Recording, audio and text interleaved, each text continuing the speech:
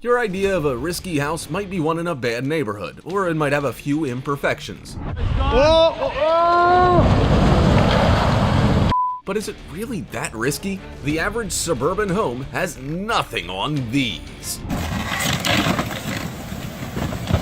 From a house dangling precariously from trees to a hut on a rock in a raging river, here are 15 of the riskiest houses in the world. Before we begin, make sure to hit that like button, subscribe to our channel, and click the notification bell for more amazing videos every day. That being said, let's begin.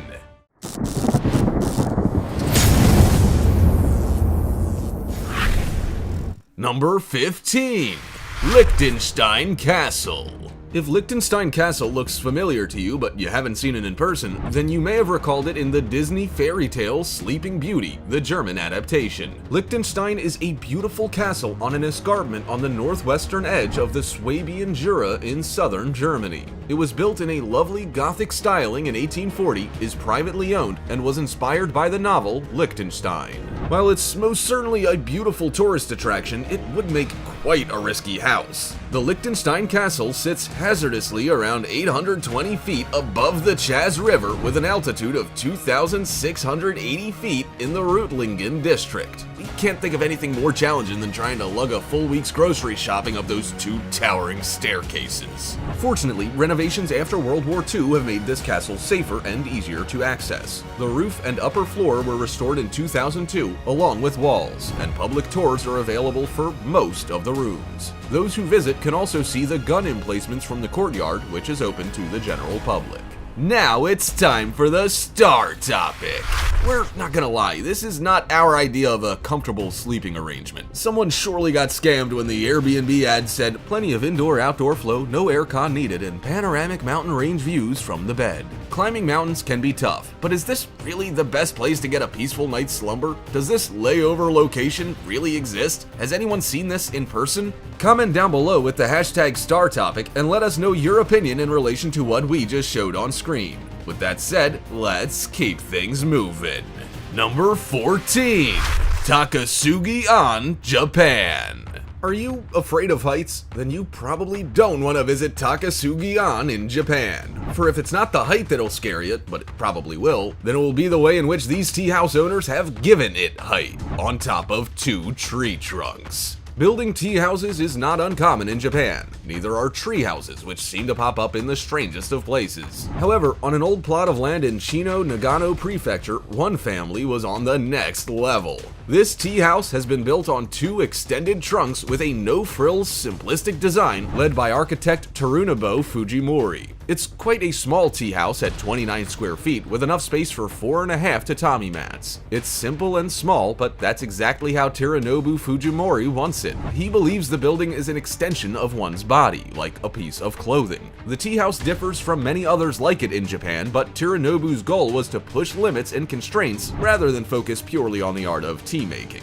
Am I the only one still not quite sure what a tea house is? Number 13. Sutyagin House, Russia. To look at the Sutyagin House in Russia, it's immediately evident that no housing permits were granted. Not only does this 13-story abode look like a picture from a child's coloring book, but it barely looks safe, and it probably wasn't. Local Russian entrepreneur Nikolai Petrovich Sutyagin was the owner of this house, which was thought to be the tallest wooden house in Russia. It was 13 stories, 144 feet tall, and crafted entirely out of wood over 15 years, beginning in 1992.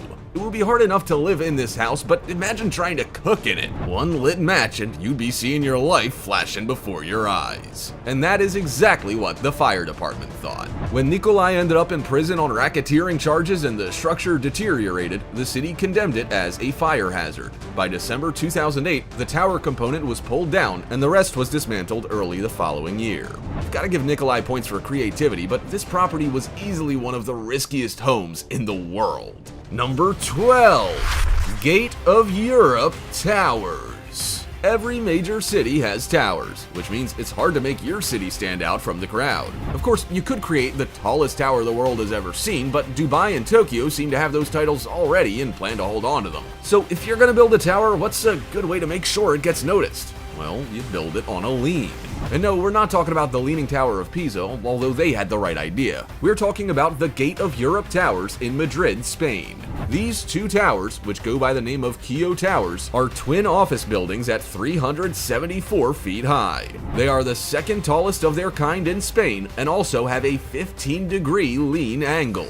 The 26-floor buildings with helipads on top went under construction in 1989 and were finished in 1996. They were designed by American architects John Burgee and Philip Johnson and are easily accessible from the Chamartin railway station in the heart of Madrid. Even though the Gate of Europe Towers is designed and built by experts, we can't help but wonder whether it feels like you actually are on a 15-degree angle once inside. Number 11. Wazoko Apartments, Holland. It was just a joke, a comment made out of desperation, but as it turns out, it was entirely achievable. What are we talking about? The Wazoko Apartments in Holland, with real-life apartments slapped on the side of a large building. You have to see it to believe it. A giant housing corporation was in a bit of a pickle. They needed 100 units to house elderly residents, but in a gallery-type circulation. The site they had chosen didn't end up being suitable after they carried out preliminary studies, but that wasn't the end of it. The project management company, MVRDV, met with the housing corporation to find out what to do next. Half joking, MVRD said they could glue units to the outside of the central unit. The client was intrigued, gave it the green light, and the rest is history. To look at the Wazoko apartments now, however, it's hard not to think it was a risky housing solution. Anyone in those apartments looks like they're teetering on the edge, ready to snap off the main building at a moment's notice. But as it turns out, this innovative solution was the very thing that enabled 100 units for seniors to go ahead. And doesn't it look wonderful? Number 10. Cliff Edge.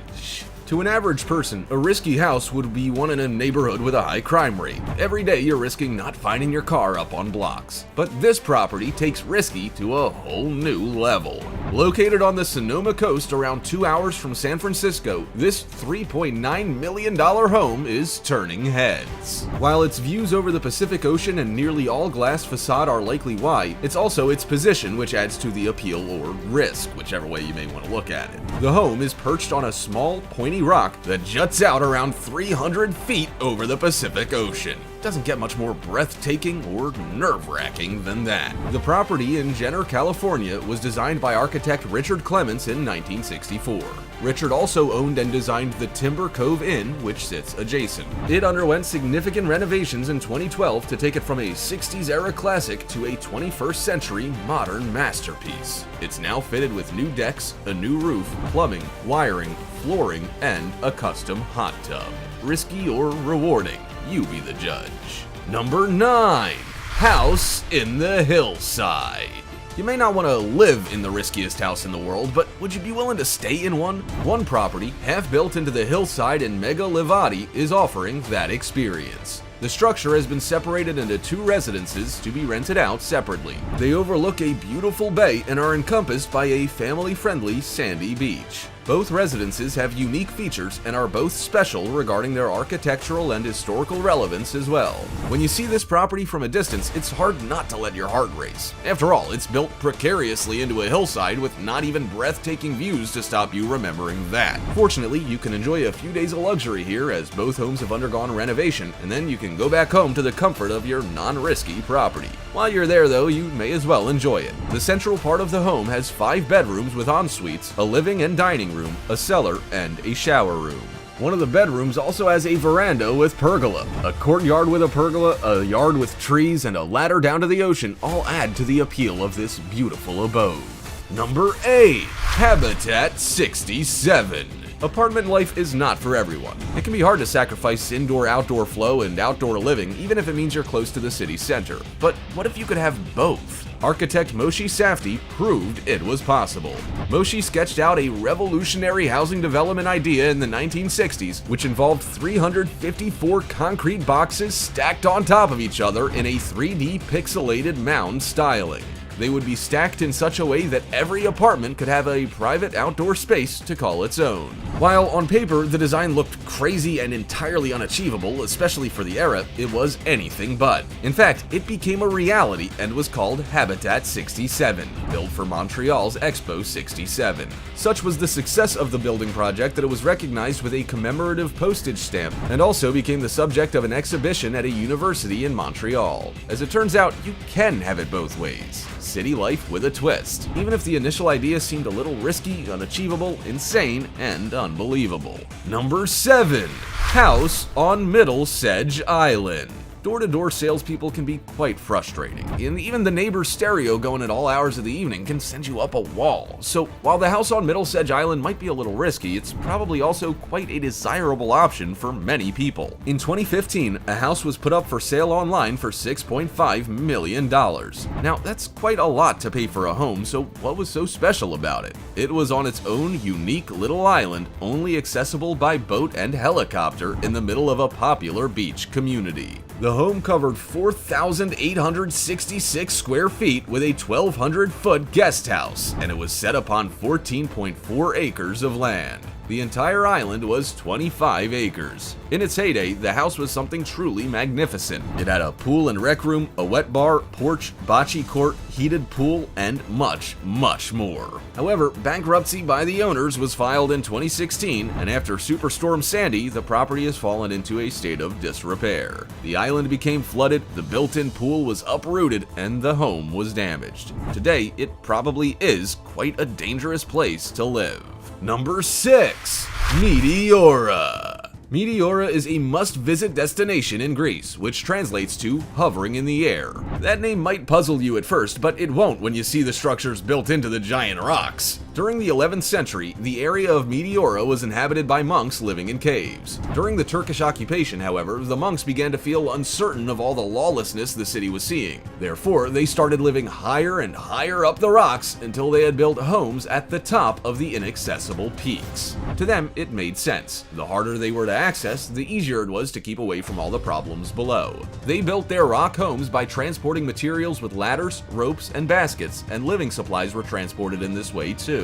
To visit these rock homes today, there's a series of pathways and roads for access by car and foot. However, you can still see examples of the age-old method of transportation, and it will surely make you thankful for modern technology that allowed the buildings to be accessible in an easier way. Number 5. The Drina River House. The Drina River in the Balkans has always been an exhausting place to partake in water sports. Its waves can be particularly challenging to tackle, but it was still a favored swimming spot by locals. One day in 1968, a group of young Yugoslavians took a break from all that tiresome swimming and sunbathed on top of a rock that jutted out from the river. However, because it was jagged, they decided to bring boards from the shore to make it a bit more comfortable. Before long, those boards became a house, and it became one of the most popular destinations for locals. Even as flooding and weather conditions tried their hardest to ruin the house, local Serbians continued to repair it. It's now famous throughout the world and even appeared as the National Geographic's photo of the day. The house is set on the highest point of the rock with a small balcony area, windows, a door, and a roof. It's accessible only by boat and swimming and has a little room for shelter on the inside. Because of continuous weather damage, the Drina River house you see today is probably not going to look the same as the one that appears on the rock next year. Number 4. Island House. If you've ever traveled along Highway 401 in Ontario, Canada, then you may have been curious about the Thousand Islands region and what it holds within. This unique wilderness area separates the US from Canada and has over 1,000 islands formed by receding glaciers around 12,000 years ago. To be counted as islands, the land masses within the Thousand Islands region have to have at least 1 square foot of land above the surface of the water year-round and should support at least 2 trees. On one piece of land that ticks that box is a beautiful castle, which is only accessible by boat and helicopter. It's situated on the New York side of the border and was commissioned by millionaire George Bolt.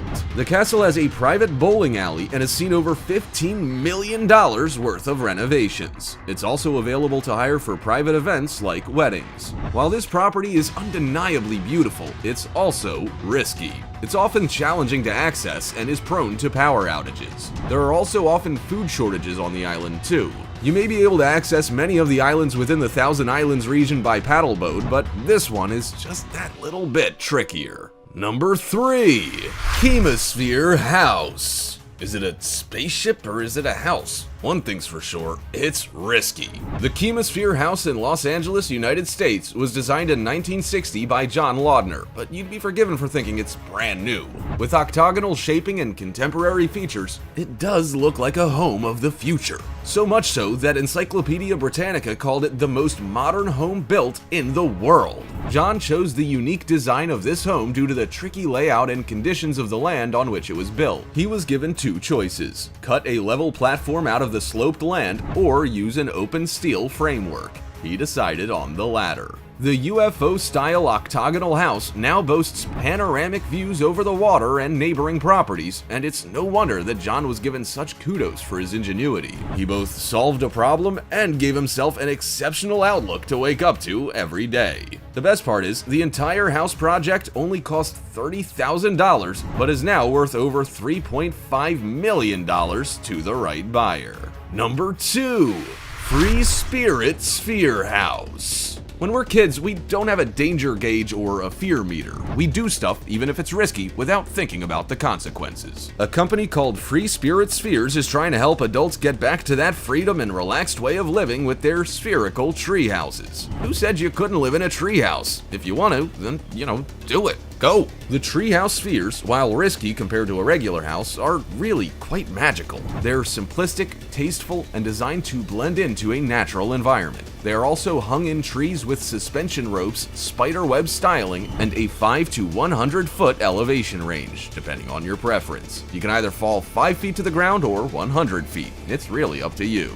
The exterior materials are formed in much the same way as a kayak or canoe, with wood and fiberglass shells. The inside is equally as innovative, with vinyl upholstery fabric, multiple layers of bubble wrap insulation, and varnished wood. While living in a treehouse full-time is probably not an option, there's no reason why you can't erect one in your backyard and enjoy a little bit of risk from time to time. Come on, release that inner child. Number 1. Akraberg. If you want to break away from the hustle and bustle of city life and you don't mind an element of risk, then the Akrabergi Lighthouse on the southern tip of Faroe Islands is where you need to be. Getting to this remote location, part of the Kingdom of Denmark, is not easy, but there's no denying it will be worth it. Travelers will need to take a ferry to the island of Svarøy from Tórshavn. For the next 2 hours, all you can do is twiddle your thumbs before you arrive in Svarøy and travel to the southernmost village of Sumba. From Sumba, it's a 2-mile trip to the lighthouse, which is easily one of the most underrated locations in the world. Looking down once you reach the lighthouse is not an experience for the faint of heart. All you see is rocky cliffs, crashing waves, and a long trip to the ground. However, the beauty is undeniable. The tall, white lighthouse overlooks the North Atlantic Ocean and far beyond, and you'll be pleased you made the journey. So, as it turns out, your average suburban home isn't as risky as you thought it was. Some of these are insane and hard to believe people actually live in them. Can you think of any others that should have made the list? Also, check out our other cool stuff showing up on screen right now. See you next time!